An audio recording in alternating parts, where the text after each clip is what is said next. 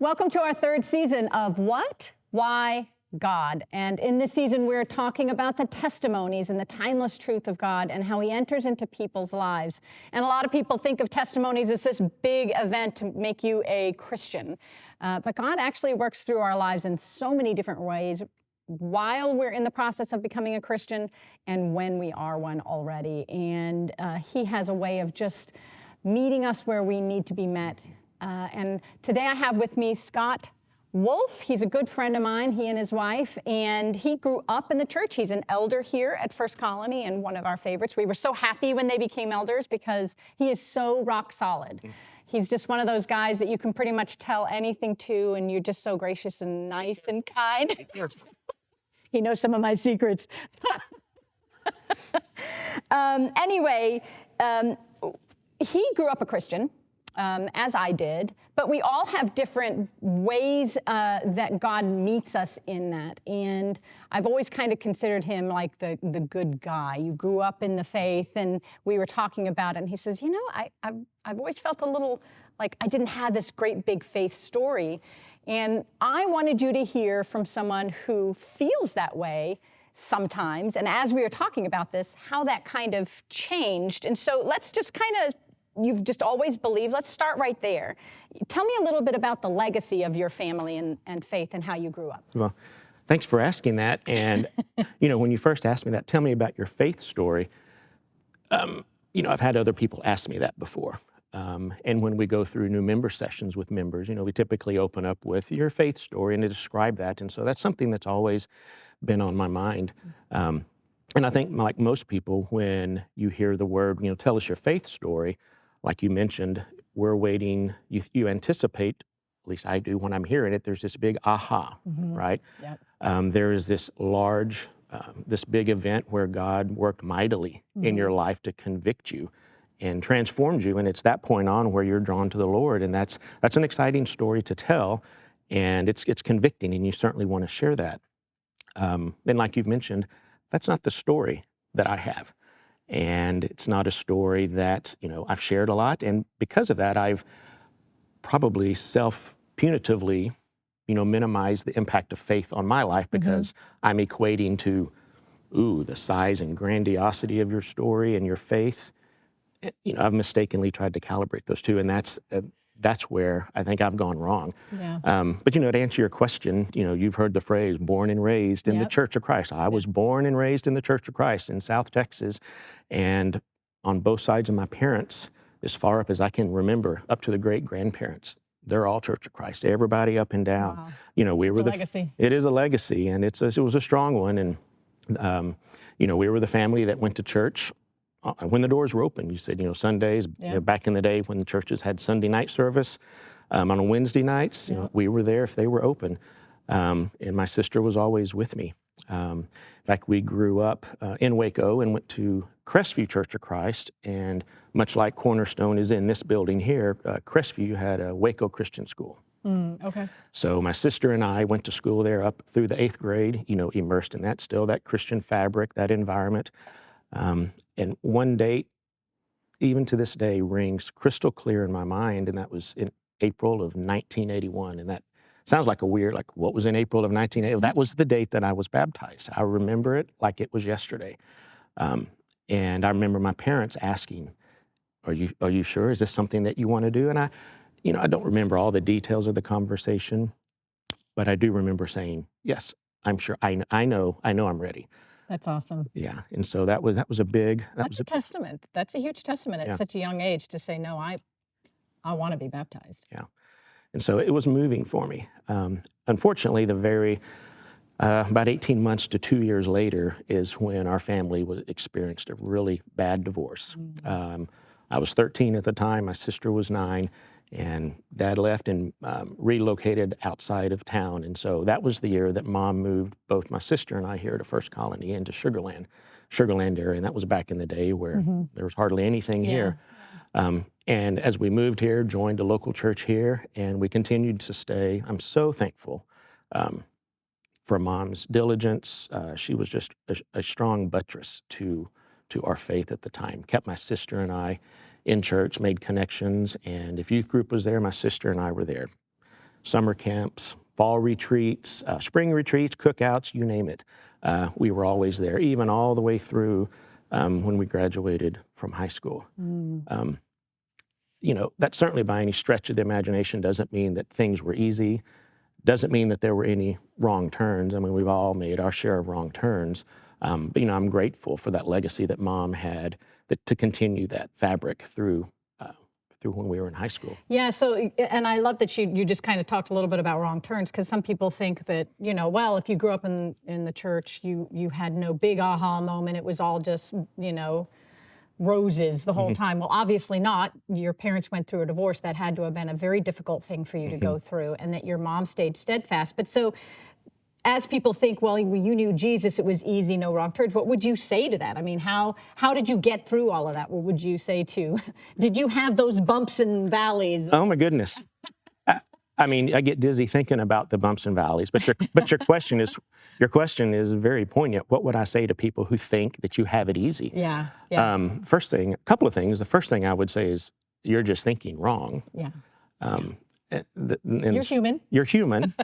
And you're looking to try to equate something. The second thing I would say is knowing Jesus is not the same as being in Jesus. They're both verbs, know and to be, but I would say knowing is not being in, and it's not growing up in the faith, to kind of, for an easy metaphor, is not like a lucky rabbit's foot. So as long as you've got that rabbit's foot, you're right, good to go. You're good to go. It's going to be easy for you. Yeah. You're going to somehow be shielded or minimized from wrong turns, and that's not how it is. I would say there's a distinct difference between knowing and being in Him is what the difference is. Yeah, for sure. It is. I think a lot of people say, "Oh, well, he's a good Christian, but he just does these bad things." It's a little difference about knowing about who Christ is versus being. So that's a good point. So when we were kind of talking a little about this, I mentioned the prodigal son, and there's this weird juxtaposition between the good son and the bad son. And people always, say, well, I was the good son and I don't really have a good story. But there's something to that. But when we were discussing that, you said, it's not a story really even about the good son and the bad son. Yeah. Who's it a story about? The story's about the Father. Yeah. The Father, who we all know is at the door. He's waiting. We talk about the good son and the bad son. We all have good and we all have bad. And the story is not about how good was the good son. Yeah. And he was. We really don't know. We don't know. Yeah. And it's not he was good, therefore he gets all of this. I mean, everyone is messed up. The story is about the Father who is standing at the door. Running. And even starting at the door, and then he runs, patient, and full of compassion. And what most people don't always remember is his view didn't change either one of his sons. I mean, he ran wholeheartedly to the fallen son, but that changed nothing on, in the parable, the good son. Yeah, because even in the good son, he says, my son, you've always had these things. And it's like that reminder that just because you do all of these things, you start to feel like, well, I don't have that story, or I don't have that story. Yeah, and in that story, we don't see, the Bible tells us, and that parable tells us nothing about that, I'm going to use air quotes, the extra benefits that the good son got because he did, he said, your inheritance has always been yours. We're celebrating your son. Yeah. So he wasn't elevated to some loftier position because, quote, following the rules. Yeah, I love that. So it's such a great story of blessing and how your mom was faithful, you have faithful grandparents, and just how you were brought up in that, and you're continuing that heritage with your own kids. He's got two fantastic kids. And so what advice or encouragement would you give to those who feel like they don't have a testimony, that, maybe their parents didn't go through a divorce and their lives have always been just fantastic, and, what would you say to them? That's a great question. What to those that say they don't have a testimony? Yeah. The first thing I would say is, you have a testimony, you probably just don't realize that you do. We all have a testimony. And I think where we struggle is, what is mine? Because we're seeing all these other testimony stories and minimizing our own. The definition, if you look it up, the definition of a testimony in its most basic form is to say what you have seen and what you know. So we all can testify on that. And the issue is we at least I've learned this personally, need to resist comparing. There was, Teddy Roosevelt, who was our 26th president. Read he was an immensely wise individual. And one time he was given an opinion on what happiness is and what that means. And I think this quote was attributed to him, but he said, comparison is the thief of joy. That is so true. So think about that. Comparison is the thief of joy. And, when we start thinking about our testimony and we do that, we compare it to yours, or we compare it to my wife's, or pick someone, right? We're gonna say, wow, God really, he didn't move that way in my life. Look at that moment they had where they were, I didn't get convicted like that. You see where this is headed? Yeah. So it's robbing us of how our own faith impacts our life, and we're really left with nothing. So I think there's a lot of validity to that. I would say comparison is the thief of joy, and we can have our own testimony just by being in God and letting him work through us. Yeah, because our whole lives are a testimony to God. I mean, those people that have those big testimonies might look at you and say, man, I wish I had grown up in that. I didn't have that kind of loving family. I didn't have somebody who brought me to that. So then there's that comparison, right? Oh, well, he's got it all good, which is where that, it's always that comparison of, well, your life is better than mine, or now your life is better than mine because you had this big testimony. Yeah, which goes back to our first comment of being in God. When you're in him, you hear him and you see how he works personally with you. Then that's where now your testimony is starting, and it doesn't have to be a 5-hour testimony. It could be one impactful event. Yes. And when you're sharing it with others, some people may have a 5-minute testimony that's exciting. Yours it can still just be small, but it could be meaningful to you. And you know what? The person that's hearing you say that might resonate with them. Yes. And that's what it's about. It's not the size of it, it's sharing the story that God is our loving Father and unconditionally loves all of us. And I love that you just said that, because I think sometimes, when we're having conversations with someone and something comes in our head and we're like, I should probably share that. And I mean, certainly that's a testimony. And that's the thing, is that maybe this is something that God is prompting you to say, share it, because you don't know what's going on in somebody's life sometimes.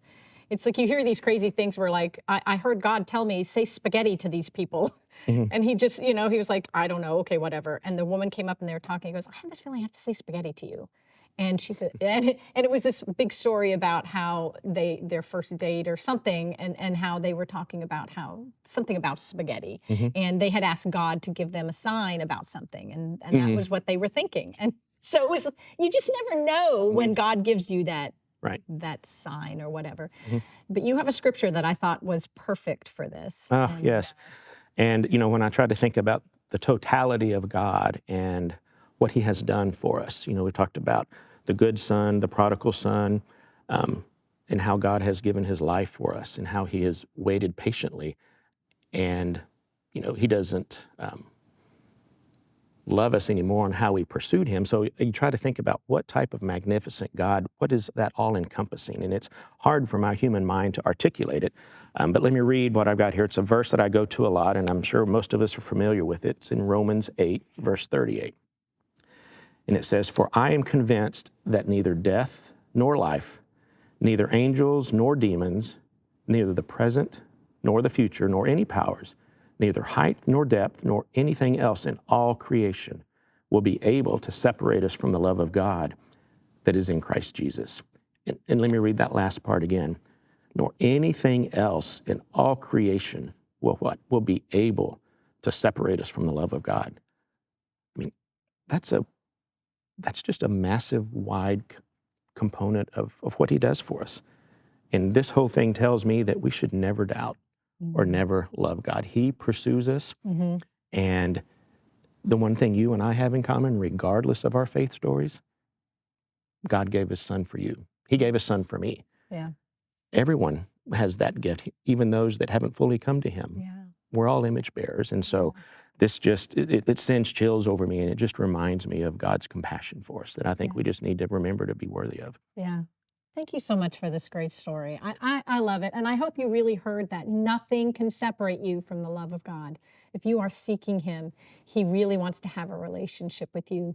And everybody has a testimony. God is always seeking you in sometimes the minute details. And And we've just heard that a little bit about Scott's story. So thank you so much for joining us today. Please make sure you like, subscribe, and share this with somebody you think might be interested in it. And we will see you next time.